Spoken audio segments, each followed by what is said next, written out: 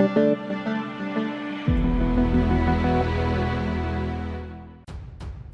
to hard reset Nokia C210. Step 1. To begin, power off the mobile using the power button. Step 2. Next, press and hold volume up and power buttons simultaneously. Step 3. The recovery mode will appear. In this mode, use the volume rocker for navigation and the power key for selection.